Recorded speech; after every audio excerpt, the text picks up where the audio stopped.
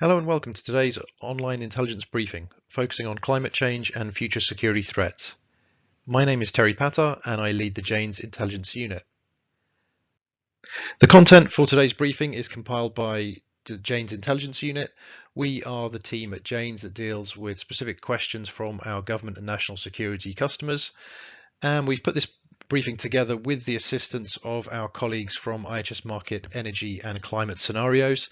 They have done a lot of very detailed work on mapping out scenarios for the future and thinking about climate change and how it might affect us in 2040 to 2050. To introduce myself more fully, I'm Terry Patter.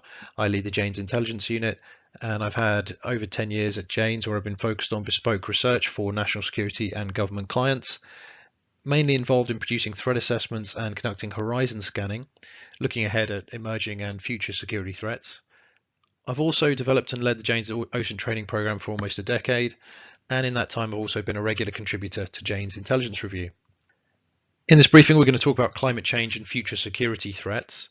And I'm going to begin by describing the current trajectory of climate change and how it is likely to affect and reshape the world by 2050, according to the best current estimates available.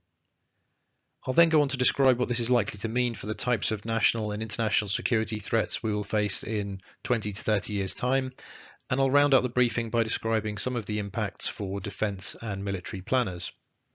So why climate change and why now? Climate change is one of the topics on which customers are increasingly requesting analysis from the Jane's Intelligence Unit, and every week it seems to become more topical. Climate change has been discussed in terms of security threats and the impacts for defence planning in strategy documents and policies for over 30 years. Currently, however, it's fast becoming the most urgent driver of security threats as the effects of the climate crisis are now becoming more certain. In just the past few weeks, people have been evacuated from their homes in Australia because of bushfires, in the UK because of severe flooding, and in California because of wildfires. These are in part seasonal events that are becoming routinely more difficult to manage. However, these events also occur in three of the wealthiest countries in the world. Another certainty of climate change is that it will disproportionately affect the world's poorest nations and drive increasing threats to security. So there's a greater urgency now for planners to consider how their forces adapt to the future world and how they will need to reshape their force structures, doctrines, and procurement accordingly. There's also likely to be greater demand for militaries to mitigate the effects of climate change by reducing their own greenhouse gas emissions. Now, there's a huge body of research available on climate change and its effects, as well as a large number of military strategy and policy documents discussing adaptation to emerging climate risks. It's not possible to reflect all of the relevant material within the space of this briefing, hence only looking at these three aspects. According to the Intergovernmental Panel on Climate Change, the IPCC, which is a group of scientists convened by the United Nations to guide world leaders on climate change, human activity is an ongoing catalyst to global warming, which is changing the climate in multiple ways, including increases in land and ocean temperatures, more frequent heat waves, an increase in the scale of sudden rainfall events, combined with an increased risk of drought in the Mediterranean.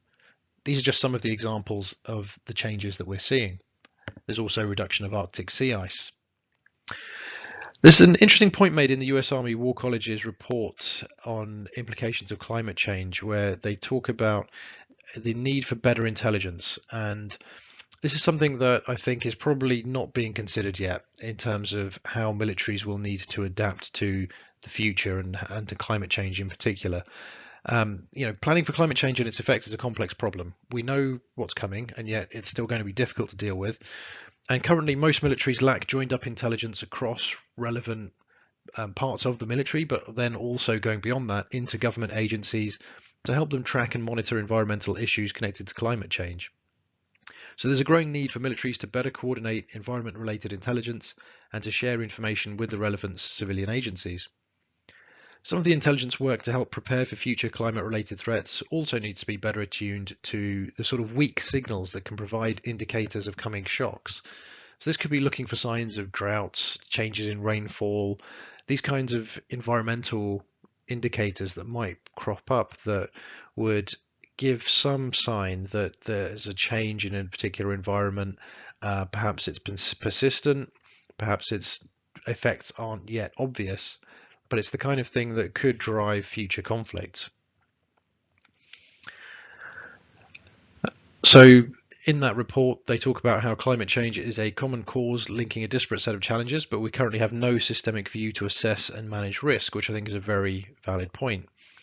Where not already routine, the intelligence community's analyses would be improved by the systematic inclusion, as a matter of course, of closely synced present day and near-time insights from climate projections, modelling, and weather data into established products and processes.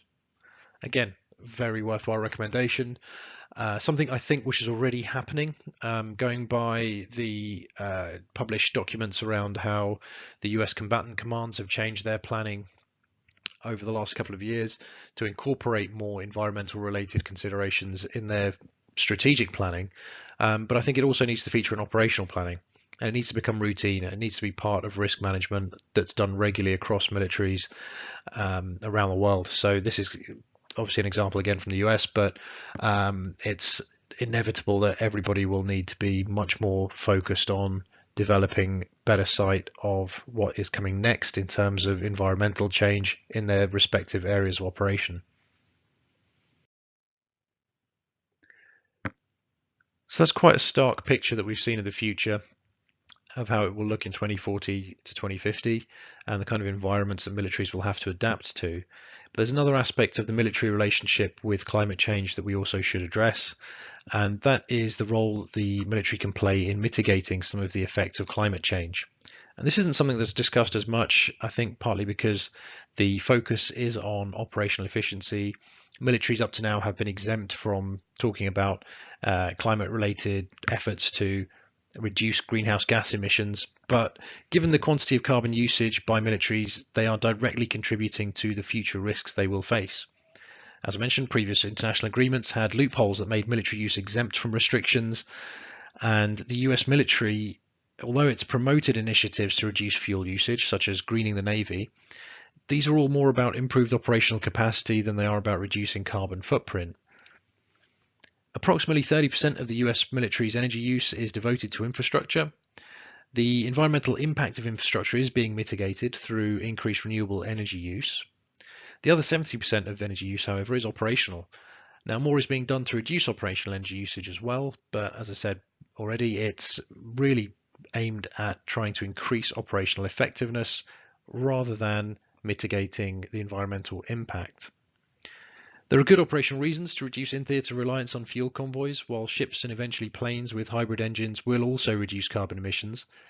But even with such measures, the US military is likely to remain the single largest consumer of fossil fuels on the planet. If the US military were to significantly decrease its greenhouse gas emissions, it would make the dire climate change caused national security threats the US military fears and predicts less likely to occur.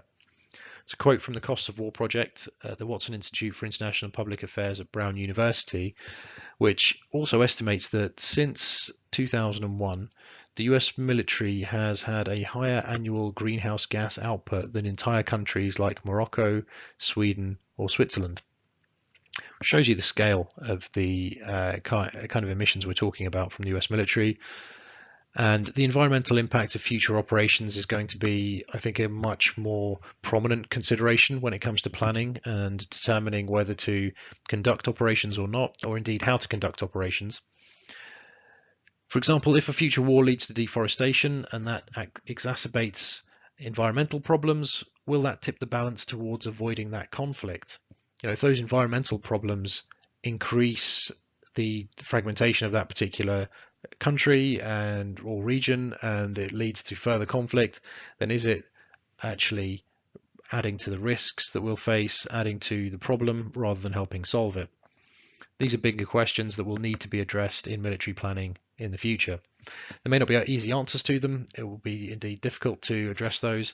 However, it will be a much more prominent consideration over the coming decades. Thought we'd leave the last word here to the US Department of Defense, since we spent a fair amount of time in this briefing focused on the US military. Again, just because they are the largest contributor to greenhouse gas emissions of any military, and on the scale of entire countries, as we've seen. So they've probably got the most to do in terms of mitigating the impact of climate change, but also, given the range of operations they're likely to be involved in around the world, they probably also have the most to gain in terms of trying to mitigate some of those risks. As the US Department of Defense stated in 2015, climate change is an urgent and growing threat to our national security, contributing to increased natural disasters, refugee flows, and conflicts over basic resources such as food and water. These impacts are already occurring, and the scope, scale, and intensity of these impacts are projected to increase over time. That's what's certain. What's uncertain is exactly how that will play out and how we will come together internationally and as individual militaries to mitigate some of those impacts and to adapt to the new climate environment that we face in 2040 to 2050. So that's the end of the briefing. This concludes the seminar. Thank you to everyone for joining us. If you have any questions on this session, please email us at the address on the screen. By Wednesday, the 27th of November at 3 p.m. UTC time, and we will get back to you with a written response. I'd like to encourage you to please provide us with any feedback you may have as to how we can continue to develop these webcasts to meet your needs. And I hope you'll be able to join us for future briefings. Our next briefing will focus on terrorism and insurgency trends. Thank you and goodbye.